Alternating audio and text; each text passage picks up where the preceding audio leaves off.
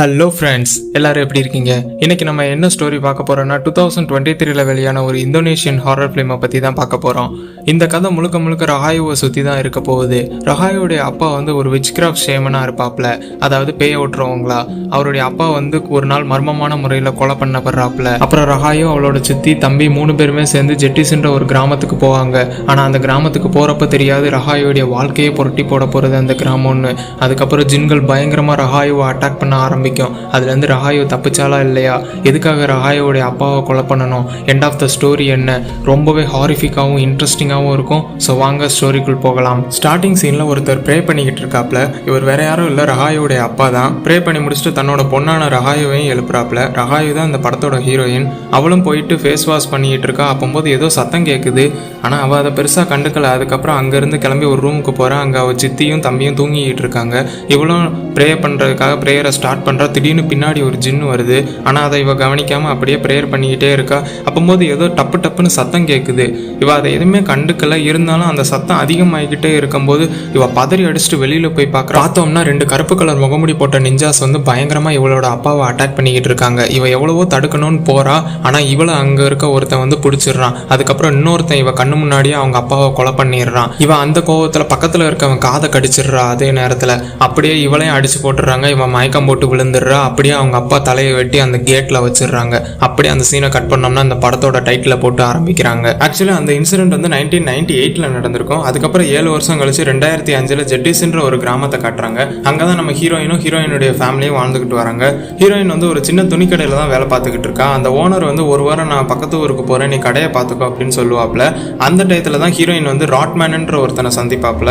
ராட்மேனுக்கு heroine மேல ஏற்கனவே ஒரு கண்ணு இருக்குது. ராட்மேன் வந்து அங்க இருக்க பார்சல் எல்லாமே டெலிவர் பண்ற வேலையை பார்த்துக்கிட்டு இருப்பான். அதே மாதிரி ஹீரோயினுக்கு பக்கத்து கடையில் ஒரு துணி கடை தான் இருக்கும். அதில் வந்து ஒரு பொண்ணு வேலை செஞ்சுக்கிட்டு இருப்பா. அவள் பேர் வந்து ரிரி. அவளுக்கும் ஹீரோயினுக்கும் ஆகவே ஆகாது. எப்போ பார்த்தாலுமே முட்டிக்குவாங்க. அப்படியே வேலையெல்லாம் முடிச்சுட்டு வீட்டுக்கு போகிற வழியில் தன்னோட தம்பிக்கு பொம்மையை வாங்கிட்டு போகிறா. அப்போ அங்கே செனட்ன்ற அவளுடைய தாத்தா வந்து அவங்க சித்திட்ட பேசிக்கிட்டே இருப்பார்.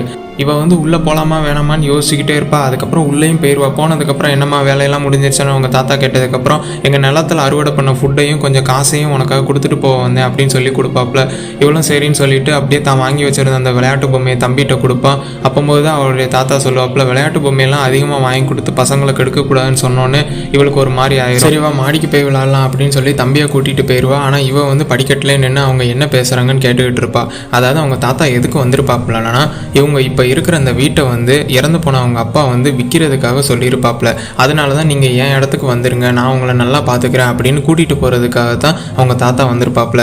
பட் ஆனால் ரஹாயுவுக்கு இது சுத்தமாகவே பிடிக்காது. அதே மாதிரி தான் அவங்க சித்தியும், எனக்கு என் பசங்களோட சந்தோஷம் தான் முக்கியம், அவங்க இங்கே நல்லா தான் இருக்காங்க அப்படின்ற மாதிரி தாத்தாட்ட சொல்லுவாப்புல.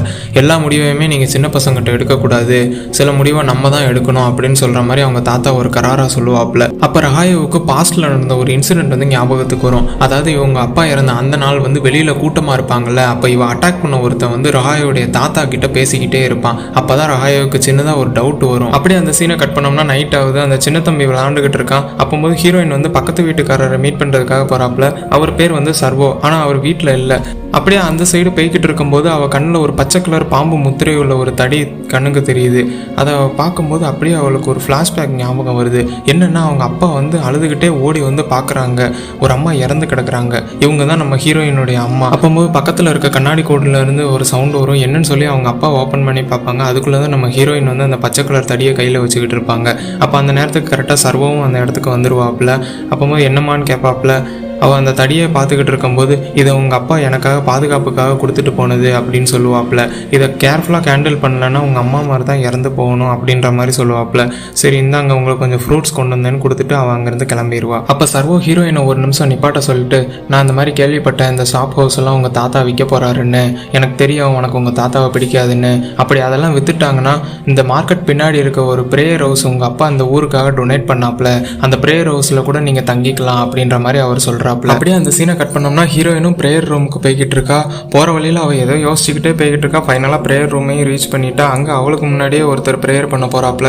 அவர் பிரேயர் பண்ணிக்கிட்டு இருக்கும்போது யாரோ ஒரு கை பின்னாடி வந்து தொடுது. இந்த சைடு ஹீரோயினும் கை கால் அலம்பிக்கிட்டு இருக்கா. அப்போது அவர் பிரேயர் பண்ணிக்கிட்டு இருந்தவர் மேல திரும்பவும் அதே கை வந்து தொடுது. அவரை லைட்டா பாக்குறாரு. ஆனா திரும்ப திரும்ப அந்த கை வந்து தொட்டுக்கிட்டே இருக்கு. ஆனா அவர் அதெல்லாம் கண்டுக்காம பிரேயர் பண்ணிக்கிட்டு இருக்காரு. ஒரு சமயத்துக்கு மேல திடீர்னு லைட் ஆஃப் ஆகி எரிய ஆரம்பிச்சிருது. மொத்தமா கரண்டே போயிருது.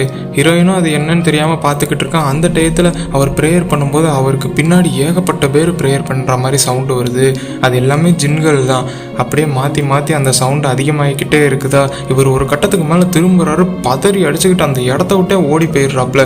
இதெல்லாமே ஹீரோயின் பார்த்துக்கிட்டே இருக்காங்க. அதுக்கப்புறம் ஹீரோயினும் உள்ளே போய் செக் பண்ணணும்னு சொல்லிட்டு உள்ளே போய் பார்க்குறாங்க. பார்த்தா அவளுக்கு பின்னாடி ஒரு பெரிய ஜின்னு இருக்குது. லைட்டை டப்புன்னு போடுறான், அந்த நேரத்தில் யாருமே இல்லை. அடுத்து ஹீரோயினும் ப்ரேயர் பண்ண ஆரம்பிச்சிடுறா. அப்போது அவளுக்கும் அதே மாதிரி லைட் ஆஃப் ஆகி எரியுது. பின்னாடி ஜின்கள் கத்துற மாதிரியே ஒரு சவுண்டு கேட்குது.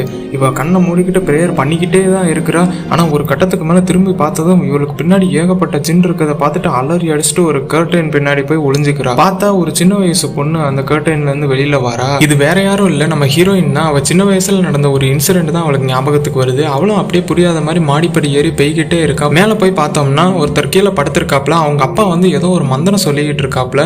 அப்போது பச்சை கலர்ல ஒரு காத்து அவர் வாய்க்குள்ள போயிருது. போனோடனே அப்படியே அவர் கண்ணு வெள்ளையாயிருது. அதுக்கப்புறம் ஒரு பச்சை கலர்ல ஒரு பாம்பு வந்து அவருக்குள்ள இருந்து வெளியில வந்து அந்த படுத்திருந்தவர் மேல போய் அவருக்குள்ள இருந்து ஒரு பாம்பு வெளியேற்றுது.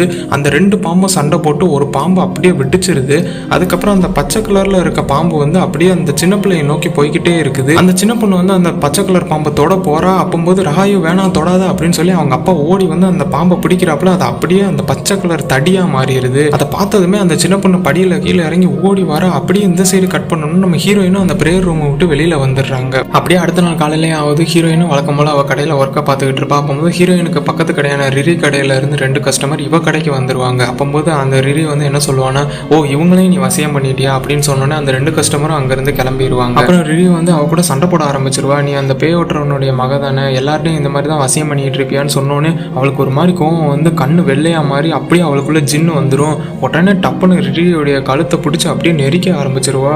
அப்போது சுற்றி இருக்க கூட்டம் எல்லாமே அவளை தடுக்க வந்துருவாங்க. அந்த நேரம் பார்த்து ராட்மேனும் கரெக்டாக அந்த இடத்துக்கு வந்துடுவான். வந்து ஹீரோயினுடைய நெத்தியை பிடிச்சி ஏதோ மந்திரத்தை சொல்லுவான். உடனே அந்த பேய் அவளை விட்டு போயிடும். அப்புறம் தண்ணியெல்லாம் கொடுத்து உட்கார வைக்கிறாங்க. அப்போ கூட்டத்தில் இருக்க ஒரு பொம்பளை வந்து சொல்லுவா, என்னோட மருமகனும் நேற்று அந்த ப்ரேயர் ரூமுக்கு போய் ப்ரேயர் பண்ணிட்டு வந்ததுக்கப்புறம் இதே மாதிரி தான் பேய் பிடிச்ச மாதிரி இருந்தான், இவளும் அந்த ப்ரேயர் ரூமுக்கு போயிருக்கணும் அப்படின்னு சொல்லுவா. அதுக்கு ராட்மேனும் நீ அந்த ப்ரேயர் ரூமுக்கு போனியா அப்படின்னு கேட்பா. ஆனால் அவள் எதுக்குமே பதில் சொல்லாமல் அந்த இடத்த விட்டு கிளம்பிடுவா. அப்படியே அங்கே கட் பண்ணோம்னா இங்கே ஹீரோயின் வீட்டை காட்டுறாங்க. அங்கே அவங்க சித்திக்கு எல்லா விஷயமும் தெரிஞ்சு மார்க்கெட்டில் என்ன நடந்துச்சு அப்படின்னு கேட்காங்க. அதுக்கு ஹீரோயின் எந்த பதிலும் சொல்லாமல் ரூமுக்குள்ளே போயிடுறாங்க. அப்போ அவங்க பின்னாடியே வந்து கேட்குறாங்க, அந்த ப்ரேயர் ரூமுக்கு நீ போனியா, அங்கே உனக்கு எதுவும் டிஸ்டர்பன்ஸாக இருந்துச்சான்னு கேட்குறாங்க. ஆனால் ஹீரோயினும் அதெல்லாம் ஒன்றும் இல்லை அப்படின்னு போய் சொல்லிடுறாங்க. அப்படி உனக்கு எதுவும் டிஸ்டர்பன்ஸ் தெரிஞ்சிச்சுன்னா உன்னுடைய தலையை லெஃப்ட்டில் திருப்பி 3 தடவை துப்பணும் அப்படின்ற மாதிரி அவங்க சொல்கிறாங்க. எனக்கு அதெல்லாம் தெரியும் அப்படின்னு சொல்லிட்டு ஹீரோயின் அங்கேருந்து கிளம்பிடுறாங்க. அப்படியே அந்த சீனை கட் பண்ணோம்னா ஹீரோயின் அங்கே மறுபடியும் ப்ரேயர் ரூமுக்கே வந்துருவா. அங்கே ஏற்கனவே ஒரு ஆள் ப்ரேயர் பண்ணிக்கிட்டு இருப்பாப்ல. அவரை பார்க்கும்போது ஹீரோயினுக்கு ஏதோ வித்தியாசமாக தெரியும். என்னன்னா அவர் பின்னாடி ஏதோ ஒரு குட்டி பையன் மாதிரி இருக்கும். இவ ஹீரோயினும் கண்ணை கசக்கிட்டு பார்ப்பா, அப்படியே ஒரு குட்டி பேய் அவர் முதுகில் இருக்கும். இவ மறுபடியும் கண்ணை கசக்கிட்டு பார்ப்பா, அந்த இடத்துல அது இருக்காது. சரி நீ இவ்வளோ கை காலெலாம் அலம்பிட்டு போய் ப்ரேயர் பண்ணுறதுக்காக ரெடி ஆவா. அந்த நேரம் பார்த்து அந்த ஜன்னல் கதவுலாம் ஆட்டோமேட்டிக்காக டப்பு டப்புன்னு சாத்திரும். இவளுக்கு ஒன்றுமே புரியாது. இருந்தாலும் இவர் ப்ரேயரில் கான்சன்ட்ரேஷன் பண்ணி ப்ரேயர் பண்ணிக்கிட்டு இருப்பா. போது இவளுக்கு முன்னாடி ஏதோ ஒரு ஜின்னுடைய கால் தெரியும். இவ கண்ணை மூடிக்கிட்டு ப்ரேயர் பண்ணிக்கிட்டே இருப்பா. அவங்க சித்தி சொன்ன மாதிரியே 3 டைம் அந்த மாதிரி துப்புவா. அப்புறம் கண்ணை திறந்து பார்ப்பா, முன்னாடி ஒரு ஜின்னு பயங்கரமாக இருக்கும். இவ அப்படியே கத்திக்கிட்டு படுத்துருவா. கீழே பார்த்தா ஏகப்பட்ட ஜின் இவளை ரவுண்டு கட்டிரும். அப்படியே அலறி அடிச்சுட்டு எந்திரிப்பா. அந்த இடமே வித்தியாசமா மாறிடும். அவளுக்கு முன்னாடி ஒருத்தர் படுத்து கிடப்பாப்ல. அப்படியே மாடிக்கு போய் பாப்பா, அங்க பாஸ்ட்ல நடந்த ஒரு இன்சிடென்ட் ஞாபகத்துக்கு வரும். அப்போது சின்ன பொண்ணான ரஹாயோ உள்ள போவா. அவங்க அப்பா பேய ஓட்டிக்கிட்டு இருப்பாங்க. இவ வந்து உட்காருவா. அப்படியே ஜின்கள்லாம் அவ கையில ஏதோ ஒன்று தரும். உடனே அவ அப்பா வந்து அப்படியே தட்டி விட்டுருவாப்ல. அப்படியே அவளை தூக்கிட்டு குடுக்குடுன்னு கீழே ஓடுவாங்க. பார்த்தா அவளுக்கு பேய் பிடிச்சிரும். சீக்கிரம் வாங்க சீக்கிரம் வாங்கன்னு அந்த இடத்துல கூப்பிடும்போது கரெக்டா ரஹாயோடைய தாத்தா அந்த இடத்துக்கு வந்துருவாப்ல. அவங்களுடைய ஒய்ஃபும் பின்னாடியே வந்துருவாங்க. பாத்தியா நீ பண்ண வேலைனாலும் உன் பொண்ணுக்கு என்ன அளவுக்கு பாதிப்பு ஏற்பட்டிருக்குன்னு சொல்லி அவருடைய அப்பாவை திட்டிக்கிட்டே இருப்பாங்க. சரி நான் என்னன்னாலும் பண்றேன், நீங்க ஃபர்ஸ்ட் இவளை காப்பாத்துங்க அப்படின்னு சொன்னோன்னு அவருடைய ஒய்ஃப்ட சொல்லி இந்த மாதிரி தண்ணி கொண்டு வாங்க அப்படின்னு சொல்லிடுவாப்ல. அவளும் தண்ணி கொண்டு வர போயிருவா. அந்த நேரத்தில் அவருடைய தாத்தா வந்து இந்த மாதிரி கையை வச்சு ஏதோ மந்திரம் சொல்லுவாங்க. அப்போ அந்த சின்ன பொண்ணு பயங்கரமா கத்துவா. அதே நேரத்தில் பார்த்துக்கிட்டு இருக்க நம்ம ஹீரோயினும் பயங்கரமா கத்த ஆரம்பிச்சிருவாங்க. உடனே கண்ணை மூடிட்டு திறப்பாங்க. அந்த இடத்துல எதுவுமே இருக்காது. அதுக்கப்புறம் கரண்ட் டப்புன்னு கட் ஆயிரும். திரும்பி பார்த்தா ஏகப்பட்ட ஜின் இவ பக்கத்தில் அப்படியே வந்துகிட்டு இருக்கும். இவ அலறி அடிச்சுட்டு அங்கிருந்து கிளம்பிடுவா. அப்படியே அந்த சீனை கட் பண்ணோம்னா இங்க ஹீரோயின் வீட்டை காட்டுறாங்க. அங்க ரிரி அவங்களுடைய அம்மா அப்படியே ஊர் மக்கள்லாம் சேர்ந்து அவங்களுடைய சித்திட்ட சண்டை போட்டுக்கிட்டு இருக்காங்க. ஏன்னா காலையில மார்க்கெட்ல நடந்த இன்சிடென்ட்னால உன் பொண்ணு எப்படி என் பொண்ணை தாக்கலாம், எனக்கு தெரியும் நீ அந்த பேய் ஓட்டுறவனோட மனைவி தானே. ஏன்னா இந்த ஊரில் தான் சின்ன வயசுலேருந்து அவங்களுடைய ஹீரோயினுடைய ஃபேமிலி எல்லாமே வளர்ந்து வந்துகிட்டு இருப்பாங்க. அதனால அவங்களுக்கு எல்லாருக்குமே ஹீரோயினை பற்றி நல்லாவே தெரியும், அவங்க அப்பாவை பற்றியும் தெரியும். ஸோ அதனால அப்படி கேட்குறாங்க. ஸோ அந்த நேரம் பார்த்து ஹீரோயினும் அந்த இடத்துக்கு வந்துருவாங்களா, அப்படியே அவங்களும் மல்லு கட்ட ஆரம்பிச்சிருவாங்க போட்டு. அந்த நேரம் ராட்மேன் தான் இதை சொல்லுவான், அவங்களுக்கும் இதுக்கும் சம்மந்தமே இல்லைன்ற மாதிரி சொல்லுவான். ஆனால் ஊர் மக்கள்லாம் நம்பவே மாட்டாங்க. அதுக்கப்புறம் ஹீரோயினும் அடிச்சு பிடிச்சி சரி ஓகே நான் மன்னிப்பு கேட்டுக்கிறேன் அப்படின்னு சொல்லி அவங்க அம்மாட்டையும் பொண்ணுட்டையும் மன்னிப்பு கேட்பாங்க. அதுக்கப்புறம் அவங்க அந்த இடத்த விட்டு கோவமா கிளம்பிடுவாங்க. அப்புறம் அவங்க சித்தி வந்து ஹீரோயின்ட்ட சொல்றாங்க, ஏமா அந்த மாதிரி பிரச்சனை பண்ற, இனிமே இந்த மாதிரி பிரச்சனைலாம் பண்ணாம இருமான்றாங்க. நான் ஒன்றும் பிரச்சனை பண்ணலன்னு ஹீரோயினும் சொல்றாங்க. அப்புறம் உங்க தாத்தா வந்து இந்த மாதிரி அவங்க இடத்துக்கு கூப்பிட்டாங்க அப்படின்னு சொல்லும்போது ஹீரோயினும் ஆமா அப்படி போனா தானே இந்த சொத்தெல்லாமே அவர் பேருக்கு எழுதி மாற்ற முடியும். ஏன்னா என்னுடைய சொந்த அம்மா இறந்த உடனே எங்க அப்பாவுக்கு வந்து உன்னைய கல்யாணம் பண்ணி வச்சுட்டாங்க. அப்புறம் கொஞ்ச நாள்லயே எங்க அப்பாவும் இறந்து போயிட்டாங்க. இப்போ அந்த சாப் ஹவுஸையும் எழுதி வாங்கிட்டு அவ்வளவுதான், அவர் பெரிய பணக்காரர் ஆயிடலாம், அதானே அவர் திட்டம் அப்படின்னு சொல்லிட்டு கோவமா அங்கிருந்து கிளம்பிடுறாங்க. அப்படியே அந்த சீனை கட் பண்ணோம்னா இங்கே ராட்மேன் வந்து ப்ரேயர் ரூமில் ப்ரேயர் பண்ணிக்கிட்டு இருப்பான். அப்படியே முடிச்சுட்டு வெளியில் வருவான். கரெக்டாக அங்கே ஹீரோயினும் வந்துருவா. இன்னைக்கு நடந்த விஷயத்துக்குலாம் என்ன மன்னிச்சிரு அப்படின்னு சொல்லி ராட்மேன் ஹீரோயின்ட்ட மன்னிப்பு கேட்டு அங்கேருந்து கிளம்பிடுவான். சரி ஓகேன்னு ஹீரோயினும் ப்ரேயர் பண்ணுறதுக்காக போயிடுவா. எத்தனை டைம் பட்டாலும் திரும்ப திரும்ப அதே இடத்துக்கு தான் ப்ரேயர் பண்ண வரா. அதுக்கப்புறம் ப்ரேயர் பண்ணிக்கிட்டு இருப்பா. சடனாக ஒரு சத்தம் கேட்கும். என்னன்னு பாப்பா அங்கே யாரோ படுத்திருப்பாங்க. கொஞ்சம் எட்டி பாப்பா, பார்த்தா இவ தான். அப்படியே இவ்வளோ ஒரு ஜின் வந்து தலையை தடவி கொடுத்துக்கிட்டு இருக்கும். இவ ஷாக் ஆகி அங்கேருந்து பத்தறி அடிச்சுட்டு ஓடிடுவா. அப்படி இவ அங்கே இங்கேயும் போவா. எங்கே போனாலுமே சுற்றி சுற்றி ஒரே இடத்துக்கு தான் வருவா. பத்தாக்குறைக்கு அந்த ஜின்கள் வேற இவளை பயமுறுத்திக்கிட்டு இருக்குமா. இவ அப்படியே கத்தி கீழே உட்காந்துருவா. அந்த நேரம் பார்த்து ஒரு கை இவளை பிடிச்சி இழுத்துரும். அப்படியே டப்புன்னு முழிச்சிருவா. பார்த்தோம்னா பெட்ல கிடப்பா. பக்கத்துல சர்வமும் ராட்மேனும் இருப்பான். அந்த பிடிச்சி தூக்குன கை வந்து வேற யாரும் இல்லை, ராட்மேன் தான் அங்கிருந்து காப்பாத்தி இருப்பான். அப்படியே ஹீரோயினுக்கும் தண்ணி கொடுத்துட்டு சர்வம் வந்து கேட்கிறாப்புல, நீ அவங்கள பாத்தியா அப்படின்னு. யார அவங்கன்னா யாரு அப்படின்னு ஹீரோயின் கேட்கறா. அப்போது ராட்மேன் வந்து சொல்றான், நீ ப்ரேயர் பண்ற போது தான் அந்த இடத்துல டிஸ்டர்ப் ஆகுற. அப்புறம் சர்வம் சொல்றாப்புல, அவங்கெல்லாம் உன்னை விடவே மாட்டாங்க ரஹாயோ, நீ உன்னுடைய உண்மையை தெரிஞ்சுக்கணும். உங்க அப்பா இறந்ததுக்கு அப்புறம் நீ உங்க சித்தி எல்லாருமே ஏன் இந்த ஊருக்கு வந்தீங்க, உன்னை அவங்க தான் இங்க வர வச்சாங்க. அவங்க யாருன்றதை நீ தெரிஞ்சுக்கணும். கண்டிப்பா அவங்க அந்த பிரேயர் ஹவுஸ்ல தான் இருப்பாங்க, உனக்காகத்தான் காத்துக்கிட்டு இருப்பாங்க.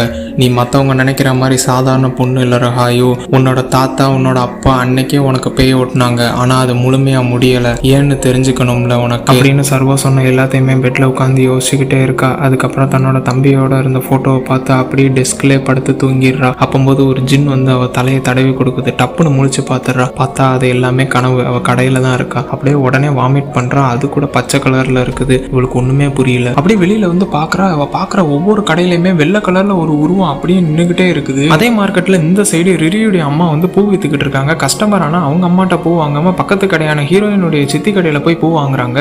இதெல்லாமே பார்த்த ரிரியுடைய அம்மா வந்து ரொம்பவே டென்ஷன் ஆகி, ஓ அம்மாவும் மகளும் சேர்ந்து தான் இந்த மாதிரி மந்திரத்தை யூஸ் பண்ணி கஸ்டமரை வர வைக்கிறீங்களான்னு சொல்லி ரொம்பவே டென்ஷன் ஆகி அந்த கடையை அடிச்சு தும்சம் பண்ணிடுவா. இந்த சத்தத்தெல்லாம் கேட்டு ஹீரோயின் அந்த இடத்துக்கு வந்தோடனே அவங்க டென்ஷன் ஆயிடுவாங்க.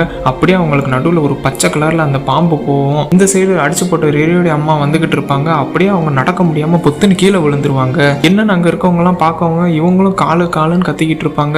அந்த நேரம் ரிரியும் கரெக்டா அந்த இடத்துக்கு வந்துருவாளா. வந்து என்னமா ஆச்சுன்னு அப்படியே அவங்க காலை பார்ப்பாங்க. ஒரு மாதிரி அழுகுனால பயங்கரமா இருக்கும். அதெல்லாம் பார்த்து ஹீரோயினும் சித்தியும் ஷாக் ஆயிருவாங்க. அப்படியே அந்த சீனை கட் பண்ணோம்னா நைட் ஆகுது. ஹீரோயினும் காலையில் நடந்த இன்சிடென்ட்னால ரொம்பவே அழுதுகிட்டு உட்காந்துட்டு இருப்பா. அந்நேரம் பார்த்து கதவை யாரோ டமால்னு போட்டு தட்டுற சத்தம் கேட்கும். இவளும் என்னடான்னு சொல்லி பார்க்கும்போது வெளியில வந்து ஊர் மக்கள் எல்லாமே அப்படியே அவங்க சித்தியை கூப்பிட்டு இருப்பாங்க, வெள்ளவான்ட்டு. அந்த நேரம் பார்த்து ராட்மேனும் கரெக்டா அங்க வந்துருவானா. அவன் எவ்வளவோ தடுக்க முயற்சி பண்ணுவான். அவனும் போட அப்படின்னு சொல்லி தட்டி விட்டுருவாங்க. அந்நேரம் பார்த்து கோவப்பட்டு ஹீரோயின் வெளில வந்து கதவை திறக்கலான்னு வருவா. ஆனா அவங்க சித்தி வந்து வேணா கதவை திறக்காதன்னு சொல்லி அவளை பிடிச்சி இழுத்துருவாங்க. சர்வா அவங்க வந்து என்னாச்சுன்னு கேட்கும்போது கூட்டத்தில் இருக்க ஒருத்தன் சொல்றான், இவங்க இனிமேலும் இந்த ஊர்ல இருக்கிறது ரொம்பவே ஆபத்தாதுன்னு சொல்லிட்டு இருக்கும்போது அப்ப கூட்டத்தில் இருக்க ஒரு அம்மாவும் சொல்றாங்க, ஏற்கனவே ரிரியா இவங்க பொண்ணுனாலதான் பாதிக்கப்பட்டா, இப்போ அவங்க அம்மாவும் இவங்க அம்மாவனாலதான் பாதிக்கப்பட்டிருக்காங்க, அதனால இவங்க இங்க இருக்கவே கூடாது அப்படின்னு சொல்லிட்டு இருக்கும்போது சர்வோ ரொம்பவே டென்ஷன் ஆயிடுவாப்ல. இவங்க இந்த கிராமத்துக்கு வாழ்றதுக்கு தான் வந்திருக்காங்க, இவங்க எந்த விதமான மந்திரத்தையும் யூஸ் பண்ணல. அதே மாதிரி நீங்களும் ரொம்ப யோக்கியம் மாதிரிலாம் சொல்லாதீங்க, நீங்களும் சில பேர் சாத்தான வழிபடுறீங்கன்னு எனக்கு நல்லாவே தெரியும்னு சொல்லணும்னு எல்லாரும் முகத்துலையும் ஒரு ஷாக்கு.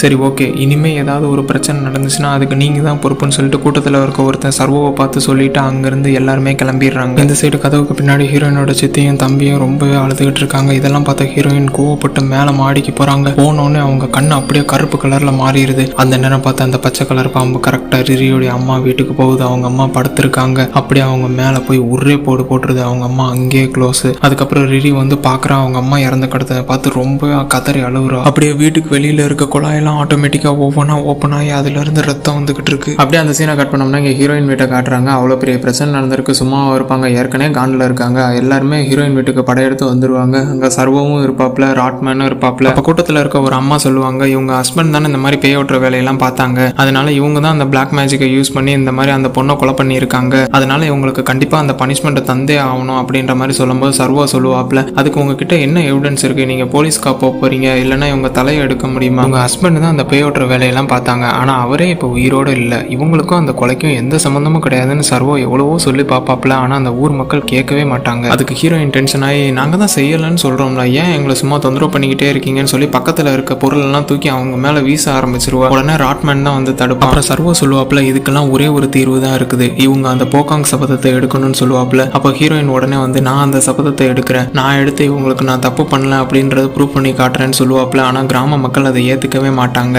அப்புறம் கூட்டத்துல இருந்து ஒருத்தன் சொல்லுவான், ரிரியோட அம்மா வந்து கடைசியா இவங்களோட தான் சண்டை போட்டாங்க, அதுக்கப்புறம் தான் அவங்க இறந்தும் போனாங்க, ஸோ அதனால அந்த சபதத்தை நீ எடுக்கக்கூடாது, இவங்க தான் எடுக்கணும்னு சொல்லுவாங்க. அப்புறம் சர்வா சொல்லுவாப்ல, அப்படி அவங்க அந்த சபதத்தை எடுத்து உயிரோட வந்துட்டாங்கன்னா இனிமே இந்த பொண்ணுக்கும் இந்த அம்மாவுக்கும் நீங்க யாருமே தொல்லை பண்ணக்கூடாதுன்னு சொன்னோன்னே இப்போ எடுத்ததுல இதுதான் சரியான முடிவுன்னு சொல்லிட்டு கிராம மக்கள் எல்லாருமே அங்கிருந்து கிளம்பிடுவாங்க. அந்த சீனை கட் பண்ணோம்னா இங்க ஹீரோயினுடைய தாத்தாவும் பாட்டியும் சர்வாவை மீட் பண்றதுக்காக வந்திருப்பாங்க. அப்போ அவர் தாத்தா கேட்பாப்ல, எதுக்கு இந்த போகாங் சபதம் இப்போ நடக்கணும், அதுக்கு என்ன அவசியம்ன்ற கேட்கும்போது, மக்களுக்கு ஆதாரம் தேவை, அவங்களுக்கு ஒரு நம்பிக்கை வேணும், அதனால அதுக்கு இந்த போகாங் சபதம் தான் ஒரு முடிவா இருக்கும்னு சொல்லி சர்வா சொல்லுவாப்ல. நீ ரொம்ப பெரிய தப்பு பண்ற சர்வா அப்படின்னு ஹீரோயினுடைய தாத்தா சொல்ல, பதிலுக்கு சர்வா சொல்றாப்ல, ஒருவேளை ரஹாயோக்கு இந்த பிரச்சனையெல்லாம் வர்றதுக்கு நீ கூட காரணமா இருக்கலாம், அப்பதானே அவளுடைய அப்பாவுடைய சொத்து எல்லாமே நீ அபகரிச்சுக்கலாம் அப்படின்னு சொல்லும் போதே செனட்டுக்கு ரொம்ப கோவம் வந்துடும். நான் ஒன்னும் திருடலை, அந்த சொத்தெல்லாம் அவரா எனக்கு தந்தது அப்படின்னு சொல்லுவாப்ல. ஆனா அது ரஹாயோ நம்ப மாட்டான்னு சர்வா சொல்லுவாப்ல. அப்படியே அந்த சீனை கட் பண்ணோம்னா இங்க ஜெட்டிஸ்ல இருக்க ஒரு மசூதியை காட்டுறாங்க. இங்கதான் அந்த போகாங் சபதத்தை மேற்கொள்ள போறாங்க, அதனால ஊர் மக்கள் எல்லாமே கூடி இருக்காங்க. அப்படியே சர்வாவும் ஹீரோயினுடைய சித்தியும் வந்து உட்கார்றாங்க. அதுக்கப்புறம் ஹீரோயினுடைய சித்திக்கு தண்ணி கொடுக்குறாங்க. அவங்க தண்ணி குடிச்சதுக்கு அப்புறம் ஹீரோயின் வந்து பிரேயர் ரூமுக்கு பிரேயர் பண்ண போறாங்க. இங்க ஹீரோயினுடைய சித்தி வந்து ஒரு வெள்ளை கலர் துணியை வச்சு அப்படியே அவங்க உடம்ப முழுக்க போத்திக்கிறாங்க, தலையை மட்டும் தெரியுற மாதிரி வச்சுட்டு மிச்சம் எல்லாமே கவர் பண்ணிடுறாங்க. அதுக்கப்புறம் சர்வோ, நான் சொல்றதெல்லாம் திருப்பி சொல்லுங்கன்னு சொல்லிட்டு, நான் ப்ராமிஸ் பண்றேன், அதாவது அந்த பிளாக் மேஜிக்கை நான் யூஸ் பண்ணி அவங்களுடைய அம்மாவை கொலை பண்ணல, அப்படி நான் கொலை பண்ணியிருந்தேன்னா இப்பவே நான் சாகுறதுக்கு தயார் அப்படின்னு சொல்லிட்டு அவர் சொல்றாப்ல. அப்படியே அவங்க சித்தியும் சொல்றாங்க. சொன்னதுக்கு அப்புறம் அப்படியே மெதுவா கண்ணையும் மூடிடுறாங்க. அப்படியே டப்புன்னு கண்ணை முடிச்சிருவாங்க. பார்த்தோம்னா அந்த இடமே பச்சை கலர்ல இருக்கும். இவங்க எங்க இருக்கோன்னே தெரியாது, அங்க இங்க போவாங்க. அப்போது இந்த சைடு ஹீரோயின் பிரேயர் பண்ணிக்கிட்டே இருப்பாங்க. இவங்க ஒரு ரூம்குள்ள போவாங்க. அவங்க ஹஸ்பண்ட் பேய் ஓட்டுறதை பார்த்து இவங்க நடுநடுங்கி போயிடுவாங்க. அப்படியே இந்த சைடு பார்த்தோம்னா ஹீரோயின் பின்னாடி ஏகப்பட்ட ஜின்கள் சுத்தி இருக்கும். அப்படியே அவங்க சித்தியும் அங்க இங்க போவாங்க. போற இடம் எல்லாமே ஜின்கள் பயமுறுத்திக்கிட்டு இருக்கும். ஆக்சுவலி இவங்க இருக்கிறதே அந்த பிரேயர் ரூம்ல தான். அப்படியே ஹீரோயின் ஒரு ஜின் வந்து மறைச்சு பார்க்குது. திரும்பி ஹீரோயின் ஒரு கத்துவாங்க. அப்படியே அங்க இருக்க எல்லா ஜின்னுமே ஹீரோயினுக்கு தலைவணங்க ஆரம்பிச்சிடும். அப்படியே பச்சை கலர் காத்து ஹீரோயினுக்குள்ள போக இதெல்லாமே ஹீரோயினுடைய சித்தி பார்த்து அப்படியே நடுநடுங்கி டப்புன்னு முழிச்சிடுறாங்க. பார்த்தோம்னா அவங்க ரியல் லைஃப்லயே முழிச்சிடுறாங்க. இதெல்லாமே பார்த்த கிராம மக்கள் அப்படியே பயந்துடுறாங்க. அதுக்கப்புறம் சர்வா சொல்றாப்ல, இவங்க மேல எந்த தப்பும் இல்லை, அதனாலதான் இவங்க உயிரோட வந்துட்டாங்க, ஸோ அதனால இவங்களை யாருமே தொல்லை பண்ணக்கூடாதுன்னு சொல்லி அங்கிருந்து எல்லாருமே கிளம்ப சொல்லிடுறாங்க. அப்படியே இந்த சைடு ஹீரோயினோட சித்தியை காட்டுறாங்க. அவங்க அந்த இல்யூஷனை பார்த்ததுலேருந்து ரொம்பவே டிப்ரெஸ்டாக இருப்பாங்க. ஹீரோயினும் வந்து ஆறுதல் சொல்லலாம் நினைப்பாங்க, ஆனால் என்ன நினைச்சாங்களோ அங்கேருந்து கிளம்பிடுவாங்க. அப்படியே அந்த சீனை கட் பண்ணோம்னா இங்கே ஹீரோயின் வந்து ரோட்டு கடையில் உட்காந்து சாப்பிட்டுக்கிட்டு இருப்பாங்க. அப்போது அங்கே ராட்மேன் வருவான், வந்து கேட்பான், அந்த மாதிரி நீங்கள் சாஃப்ட் ஹவுஸை வித்துட்டு வேற ஊருக்கு போறியாம்ல அப்படின்னு கேட்கும்போது, இதை யார் சொன்னா அப்படின்னு ஹீரோயின் கேட்பாங்க. ஊர் மக்கள் தான் சொல்லிட்டு இருந்தாங்கன்னு சொல்லும்போது, அதெல்லாம் உண்மை இல்லை, பொய் அப்படின்னு சொல்லிட்டு அங்கேருந்து கிளம்பிடுவோம். அப்படியே அங்கே கட் பண்ணோம்னா இங்கே ஹீரோயினோட வீட்டை காட்டுறாங்க. அங்கே 2 கோட் போட்ட ஜென்டில்மேன்ஸ் வந்து ஹீரோயினோட சித்திட்ட இந்த சாஃப்ட் ஹவுஸோட நீளம் என்ன அகலம் என்னன்னு விசாரிச்சுக்கிட்டு இருப்பாங்க. அதெல்லாமே பார்த்த ஹீரோயின் வந்து அப்படியே கோவமா வீட்டுக்குள்ள போவாங்க. ஆக்சுவலி அவங்க எதுக்கு வந்திருப்பாங்கன்னா, இந்த சாஃப்ட் ஹவுஸை வந்து விற்கிறதுக்காக அவங்களுடைய தாத்தா தான் இந்த மாதிரி அனுப்பியிருப்பாங்க, அது எவ்வளோ நீளம் ஆகலன்னு தெரிஞ்சுக்கிறதுக்காக. ஹீரோயினும் சித்தியும் வீட்டுக்குள்ள வந்து பேசிக்கிட்டு இருக்காங்க. அப்போ ஹீரோயின் சித்தியை பார்த்து கேட்குறாங்க, இது எல்லாமே தாத்தா அனுப்பின ஆளுக தானே அப்படின்னு கேட்கும்போது, ஆமா உங்க அப்பா தான் சில நிலங்களை உங்க தாத்தாவுக்கு எழுதி கொடுத்துருக்காங்க அப்படின்னு சொல்லும்போது ஹீரோயின் பார்த்து சொல்றா, ஓ அதுக்கப்புறம் என்ன, எல்லா கண்ட்ரோலும் அவர் கைக்கு போயிடும், அதானே ஆசைப்படுறீங்கன்னு சொல்லணும், நீ ஏன் உங்க தாத்தாவை குறை சொல்லிக்கிட்டே இருக்கு, அவர் உங்க அப்பாவுக்கு நல்லா ஹெல்ப் தானே பண்ணாரு அப்படின்னு சொல்லும்போது, ஓ அப்போ அதை நீயும் ஏற்றுக்க ஆரம்பிச்சிட்டியா, அவர் நல்லவர் நீயும் ஒத்துக்க ஆரம்பிச்சிட்டியான்னு சொல்லும்போது, அப்போ ஹீரோயினோட சித்தி சொல்றாங்க, உங்க அப்பா அந்த மாதிரி பிளாக் மேஜிக் யூஸ் பண்றது எனக்கு கல்யாணத்துக்கு முன்னாடியே தெரியும், ஆனா நான் அவரை கல்யாணம் பண்ணிக்கிட்டேன், அதுக்கான பலனை இப்பதான் அனுபவிச்சுக்கிட்டு இருக்கேன்னு சொல்லும்போது, எனக்கு நீங்க சொல்றது புரியலன்னு ஹீரோயின் சொல்லுவாங்க. அப்போ அவங்க சித்தி நேற்று பார்த்ததை சொல்றாங்க, அதாவது பல ஜின்களுக்கு நடுவில் நீ உட்கார்ந்துருந்த ரஹாயோ, எனக்கு அது பார்க்கவே பயங்கரமா இருந்துச்சு, இந்த ஊரை விட்டு நம்ம போயிடுவோம், இங்க ஏதோ சாத்தான் இருக்குன்னு சொன்னேன். டப்புன்னு ஹீரோயின் கோவப்பட்டு சொல்றாங்க, இந்த ப்ராப்பர்ட்டி எல்லாத்தையுமே வித்துட்டு தாத்தா தான் பெரிய பணக்காரர் ஆகலான்னு பாக்குறாப்ல, அவர் தான் உண்மையான சாத்தான்னு சொல்லி டப்புன்னு டேபிள் அடிப்பா. பார்த்தோம்னா அவ கண்ணு கருப்பு கலர்ல இருக்கும், பக்கத்துல ஒரு சின்ன நிக்கும். சித்தி அப்படியே அரண்டுருவாங்க. அதுக்கப்புறம் ஹீரோயினுக்குள்ள இருக்க இருக்க ஜின்னு சொல்லும் எங்க அப்பாவை கொலை பண்ணது வந்து செனட் தான். அன்னைக்கு நைட் என்ன நடந்துச்சு தெரியுமா அப்படின்னு சொல்லி அன்னைக்கு நைட் நடந்த இன்சிடென்ட்டை சொல்றான். ஆக்சுவலி என்ன ஆயிருக்குன்னா ஹீரோயினுடைய அப்பா இறந்ததுக்கு அப்புறம் அன்னைக்கு வெளியில கூட்டமா இருந்திருப்பாங்க வீட்டுக்கு வெளியே. அவளோட தாத்தா கூட யாரோ நின்று பேசிக்கிட்டு இருப்பாப்ல. அதை ஹீரோயின் நோட்டீஸ் பண்ணிடுவாப்ல. அவன் யாருன்னு பார்த்தோம்னா ஹீரோயினோட அப்பாவை கொலை பண்ணும்போது ஹீரோயின் வந்து ஒருத்தனை அடிச்சு போட்டிருப்பாப்ல. அந்த ஆள் தான் செனட்டு கூட நின்று பேசிக்கிட்டு இருப்பாப்ல. இதே எல்லாமே ஹீரோயின் வந்து சித்திட்ட சொல்ல இனிமேலும் செனட்டை நல்லவன் வல்லவன் என்கிட்ட சொல்லிக்கிட்டு இருந்தீங்கன்னா எங்க சொந்த அம்மாவுக்கு என்ன நடந்துச்சோ அதே தான் உனக்கும் நடக்கும்னு சொல்லிட்டு கத்திட்டு அப்படியே அந்த இடத்துல மயக்கம் போட்டு கீழே விழுந்துருவா. அவங்க சித்தி எதுவுமே புரியாத மாதிரி அப்படியே அழுதுகிட்டே உட்காந்துருப்பாங்க. அப்படியே டைமும் 5:45 ஹீரோனும் மயக்கத்துல இருந்து கண்ணு முழிச்சிடறாங்க. நேரம் எங்க வராங்கன்னு பார்த்தா அவங்க வேலை பார்க்குற இடத்துக்கு வராங்க. அங்க ஏற்கனவே அங்க ஷாப் ஓனர் இருக்காங்க. இனிமே நீ வேலைக்கு வர வேணாம் அப்படின்னு சொல்லி ஹீரோயினுடைய சேலரியை கொடுத்து அங்கிருந்து பத்தி விட்டுறாங்க.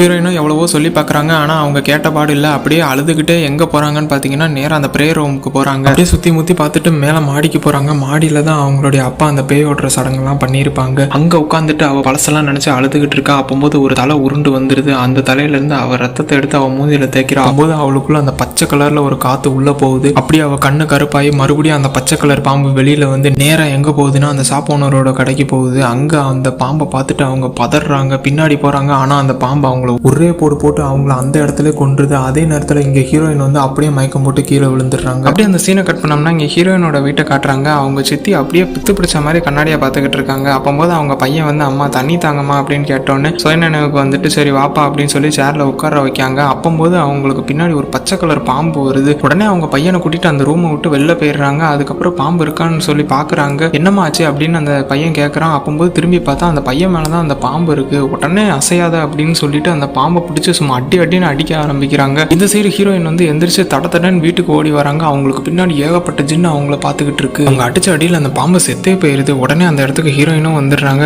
அந்த பாம்பை தொட போறாங்க. வேணா ரகையை தொடாத அப்படின்னு சொல்லி அவங்க செத்தி தள்ளி விட்டுறாங்க. நேரா போய் அவங்க ஒரு கபோர்ட்ல மோதி அப்படியே அவங்க அரை மயக்கத்துக்கு போயிடுறாங்க. சரி பாம்பு செத்துருச்சுன்னு பார்த்தோம்னா அங்கதான் மிகப்பெரிய ட்விஸ்டே வைக்கிறாங்க. அவங்க அடிச்சது பாம்பு கிடையாது, தன்னோட சொந்த மயனையே அடிச்சு கொலை பண்ணிட்டாங்க. அந்த பாம்பு எல்லாமே ஒரு இல்யூஷன் தான். அப்படியே அதை நினைச்சு அவங்க அம்மா ரொம்பவே ஃபீல் பண்ணிக்கிட்டு இருக்காங்க. அந்த டயத்துல ஒரு ஒளி வருது. அந்த ஒளியில இருந்து அவங்களுடைய ஹஸ்பண்ட் அதாவது ரஹாயோடைய அப்பா வெளியில வராங்க. அவங்க நேரா தன்னோட ஒய்ஃபை அப்படியே கூட்டிட்டு போறாங்க. எங்க கூட்டிட்டு போறாங்கன்னா அவங்களே தூக்குமாட்டை வச்சு அவங்க அந்த இடத்துல தூக்குமாட்டி இறந்து போயிடுறாங்க. ரஹாயை தடுக்கலான்னு போறான். ஆனா அவங்களால எந்திரிக்கவே முடியல. அரை மயக்கத்துல இருந்து அப்படியே டப்புன்னு விழுந்துடுறாங்க. அப்படியே அந்த சீனை கட் பண்ணோம்னா 2 கார் 90ல போய்கிட்டு இருக்கும். உள்ள யார் இருப்பாங்கன்னு பார்த்தா ஹீரோயின் இருப்பாங்க அரை மயக்கத்துல. அவங்க தாத்தா தான் ஹீரோயினை காப்பாத்தி அவங்க இடத்துக்கு கொண்டு போய்கிட்டு இருப்பாங்க. ஹீரோயினும் அப்படியே கண்ணை முழிச்சு எங்க அம்மா எங்க எங்க தம்பி எங்க அப்படின்னு புலம்பிக்கிட்டு இருப்பாங்க. ஃபைனலா அந்த இடத்தையுமே ரீச் பண்ணிடுவாங்க. அதுக்கப்புறம் ஹீரோயினுக்கு ஃபர்ஸ்ட் எய்ட்லாம் கொடுத்து அவங்க பாட்டி வந்து பேசிக்கிட்டு இருப்பாங்க. அப்போ ஹீரோயின் சொல்லுவாங்க நீங்க ஆசைப்பட்ட மாதிரியே என்னை இங்க கொண்டு வந்துட்டீங்கல்ல, இப்ப மறுபடியும் என் மேல பேய் ஓட்டுற சடங்கு பண்ண போறீங்களான்னு கேட்பாங்க. அதுக்கு பாட்டி சொல்லுவாங்க உங்க தாத்தா ரொம்பவே நல்லவர்,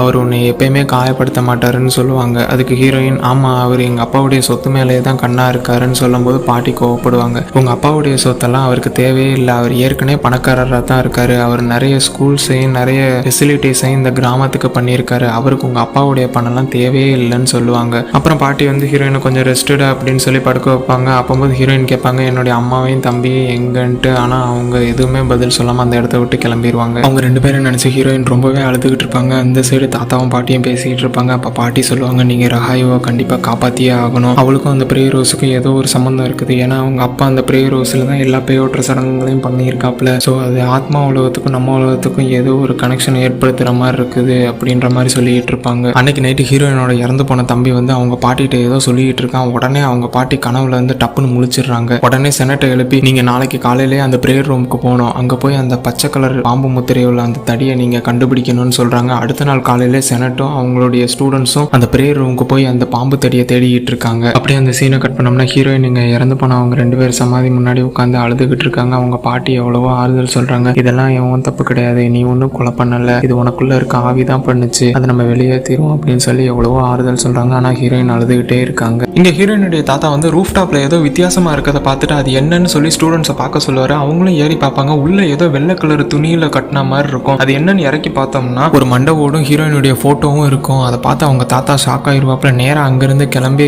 சர்வோவுடைய வீட்டுக்கு போயிட்டு இது என்னன்னு கேட்பாப்ல. அவர் எதுவுமே பதில் சொல்ல மாட்டாப்ல. அதுக்கப்புறம் அவங்க ஸ்டூடெண்ட்ஸ் வந்து அந்த பச்சை கலர் தடியை வந்து எடுத்துட்டு வந்து செனட்ட கொடுப்பாங்க. இனிமே என்னுடைய பேத்தியையும் என்னுடைய ஸ்டூடெண்ட்ஸையும் நீ டிஸ்டர்பே பண்ணக்கூடாதுன்னு சொல்லிட்டு அவர் அங்கிருந்து கிளம்பிடுவார். அவங்க ஸ்டூடெண்ட்ஸ் சர்வோவை அடிச்சு போட்டுருவாங்க. அங்க கட் பண்ணோம்னா இங்க ஹீரோயினுக்கு பேய் ஓட்டுறதுக்காக எல்லாருமே வந்திருக்காங்க. அப்படியே அவங்க தாத்தாவும் பாட்டியும் இருக்காங்க. அந்த இடத்துல தான் ஹீரோயின் அட்டாக் பண்ண ஒருத்தனும் அங்க உட்காந்துருக்காங்க. அவங்க தாத்தா வந்து இந்த சுத்தமான சடங்கு செய்யறதுக்கு தயாரான்னு கேட்பாங்க. ஆனா அவளுக்குள்ள இருக்க ஜின்னு வந்து மாட்ட முடியாதுன்னு சொல்லும். உடனே அவங்க தாத்தா வந்து புனித நீரை எடுத்து அவன் மேல தெளிப்பாங்க. முடியாதுன்னு கத்தி அலறுவா. அதுக்கப்புறம் அந்த பச்சை கலர் தடியை நேர நெருப்புக்குள்ள போட்டுருவாங்க. அப்ப அங்க இருக்க எல்லா பல்புமே டப்புன்னு வெடிச்சு அப்படியே ஒரு காத்து மாதிரி வந்து எல்லாரையுமே சாச்சிருது. அப்ப சேரோட அந்த இடத்துல ஹீரோயின் பறந்துகிட்டு இருப்பா. அவளுக்கு பின்னாடி ஏகப்பட்ட ஜின்கள் இருக்கும். அப்ப பச்சை கலர் காத்து அவளுக்குள்ள போய் கொடூரமா மாறிடுவா. அப்ப அவங்க தாத்தா வந்து ரஹாயோ நீ என் பேத்தி தான், ஏன் இப்படி பண்ற, நான் உன்னை காப்பாத்த தான் வந்தேன், உன்னை கஷ்டப்படுத்த விரும்பல அப்படின்னு சொல்லுவாப்ல. அதுக்கு ஹீரோயின் எங்க அப்பாவை நீ தானே கொலை பண்ணேன்னு சொன்னதுக்கு இல்ல நான் கொலை பண்ணல, சத்தியமா நான் கொலை பண்ணலன்னு அவங்க தாத்தா சொல்ல, அப்ப எங்க அப்பாவை கொலை பண்ணது யாருன்னு உனக்கு நல்லாவே தெரியும் சொல்லு அப்படின்னு சொல்லி ஹீரோயின் கேட்பா. அவங்க தாத்தா எல்லாமே சொல்றாங்க. ஆக்சுவலி இங்கதான் மிகப்பெரிய ட்விஸ்ட் என்னன்னா இது எல்லாமே பண்ணது அந்த சர்வோ பைய தான். ஹீரோயினுடைய அப்பா வந்து நல்லா பேய் வெட்டுவாங்கன்னு சொல்லிட்டு எல்லாருமே அவங்க பின்னாடி போனதுனால சர்வோக்கு எதுவுமே கிடைக்காது. எனக்கு கிடைக்க வேண்டிய பேரு புகழ் எல்லாமே அவருக்கு கிடைச்சிச்சு. அதனாலதான் அவருக்கான இதை நான் பறிக்கணும்னு சொல்லிட்டு தான் ரஹாயோக்கு சூனியம் வச்சேன். அதுதான் அந்த ஸ்டார்டிங் சீன்ல ரஹாயோ வந்து அந்த பிரேயர் ரோஸுக்கு போக சொல்லி இருப்பாப்ல. அது மட்டும் இல்ல, அன்னைக்கு நைட் நடந்த சண்டையில ஹீரோயின் வந்து ஒருத்தன் காதை கடிச்சிருப்பாப்ல. அது வேற யாரும் கிடையாது, ஹீரோயினுடைய மாமா தான். ஆக்சுவலி ஹஸ்னின்ற ஒருத்தனும் ஹீரோவுடைய மாமாவும் சர்வோக்காக வேலை பார்க்குறவங்க தான். இந்த மாதிரி சர்வோ தான் சொல்லியிருப்பாப்ல அவங்க வீட்டுக்கு போய் அந்த பச்சை கலர் தடியை மட்டும் எடுத்துட்டு வாங்கன்னு. அதுக்கப்புறம் ஹஸ்னிட்ட மட்டும் தனியா சர்வோ சொல்லுவாப்ல. அது கிடைச்சதுக்கு அப்புறம் அப்படியே அவங்க அப்பாவை போட்டு தள்ளிருங்கன்ட்டு. ஆனா இந்த விஷயம் எதுவுமே ஹீரோயினுடைய மாமாவுக்கு தெரியாது. அப்புறம் தான் அவங்க ரெண்டு பேரும் அன்னைக்கு நைட் வந்து அவங்க அப்பாவை கொலை பண்ணிட்டு அந்த பச்சை கலர் தடியை எடுத்துட்டு போயிருவாங்க. ஹீரோயினுடைய மாமாவும் அப்படியே செனட்ட போய் இது எனக்கு தெரியாது, இது எல்லாமே சர்வோ பண்ண வேலை தான் அப்படின்னு சொல்லி மன்னிப்பு கேட்பாங்க. ஆனா இதுக்கு எல்லாத்துக்குமே நம்ம தண்டனை அனுபவிச்சே தான் தீரணும் அப்படின்னு சொல்லிட்டு செனட்டும் சொல்லுவாப்ல. இவ்வளவு பேர் பாவத்தை நீங்க மறைச்சு வச்சிருக்கீங்க, கண்டிப்பா இதுக்கெல்லாம் நீங்க தண்டனை அனுபவிக்கணும்னு சொல்லிட்டு இருப்பா. அப்படியே அந்த பச்சை கலர் காத்து ஹீரோயினுடைய மாமா வாய்க்குள்ள போய் அப்படியே அவரும் ஜின்னா மாறிடுவாப்ல. அப்படியே பச்சை கலர் தடியை எடுத்து செனட்டை சும்மா சப்புன்னு அடிச்சு அந்த இடத்துல அவரை கொலை பண்ணிடுவாப்ல. தடுக்க பாட்டி வருவாங்க, ஆனா அவங்களையும் தள்ளி விட்டுருவாப்ல. அப்படியே அந்த தடியை திருப்பி வச்சுட்டு அவனும் அதிலே சூசைட் பண்ணிட்டு இறந்து போயிடுவான். அப்படியே சேர்ல இருந்து ஹீரோயினும் எந்திரிச்சு வந்து நேரா அவங்க பாட்டி கழுத்தை பிடிச்சு கொலை பண்ண பார்ப்பாங்க. ஆனா அவங்க பாட்டி கரெக்டா ஹீரோயினுடைய தலையில கை வச்சு அப்படியே ஏதோ மந்திரத்தை ஓதிக்கிட்டு இருப்பாங்க. அந்த டைம் பார்த்து ஹீரோயினுக்குள்ள இருக்க ஜின் எல்லாமே அப்படியே வெளியில போயிடும். ஹீரோயினும் நார்மல் ஆயிருவாங்க. அப்படியே பாட்டியை கட்டி பிடிச்ச மாதிரி ஹீரோயினும் அழுதுகிட்டு இருப்பாங்க. அப்படியே அந்த சீனை கட் பண்ணோம்னா இங்க ஹீரோயினுடைய பாட்டி எல்லாருமே அடக்கம் பண்ணிட்டு ஹீரோயின்ட்ட சொல்லிக்கிட்டு இருக்காங்க, கான்சாப்ன்றது ஒரு ஈவில் ஸ்பிரிட். அது இந்த பிரேயர் பண்றவங்க எல்லாம் பிரேயர் பண்ண விடாம தடுக்கும். ஆனா அதை யூஸ் பண்ணி உனக்குள்ள ஒரு பெரிய ஜின்னையே ஏவி விட்டுருக்காங்க. அதுதான் இவ்வளவு பிரச்சனைக்கு காரணம்ன்ற மாதிரி பேசிக்கிட்டு இருக்காங்க. அதே சமயம் அந்த பச்சை கலர் தடியை வந்து மண்ணுக்குள்ளேயும் புதைச்சிடுறாங்க, யாருக்குமே கிடைக்காத மாதிரி. அப்ப அந்த இடத்துக்கு ராட்மேன் வந்துடும். ஹீரோயினுக்கு ஒரே ஷாக், என்ன நீ இங்க இருக்க அப்படின்னு கேட்கும்போது ராட்மேன் சொல்றான், நான் சின்ன வயசுல இருந்து இங்கே தான் வளர்ந்தேன். செனட் இறந்ததுக்கு அப்புறம் அவங்க பாட்டி தான் என்னை இங்க கூப்பிட்டாங்க அப்படின்னு சொல்லி அவங்க அப்படியே பேசிக்கிட்டே இருக்காங்க. அதே நேரத்தில் ராட்மேன் தான் செனட்டோட இடத்துல இருந்து அந்த பிரேயர் எல்லாமே ஆர்கனைஸ் பண்ணி அப்படியே நடத்திக்கிட்டு இருக்கான். அப்படியே இந்த படத்தையும் முடிச்சிடுறாங்க. அவ்வளவுதான் ஃப்ரெண்ட்ஸ். இந்த படம் உங்களுக்கு பிடிச்சிருந்துச்சுன்னா மறக்காம ஒரு லைக் பண்ணுங்க. அப்படியே எனக்கும் கொஞ்சம் சப்போர்ட் பண்ணுங்க. நெக்ஸ்ட் ஒரு இன்ட்ரெஸ்டிங்கான ஒரு மூவியோட உங்களை சந்திக்கிறேன். அது ஒரு டாடா, டேக் கேர்.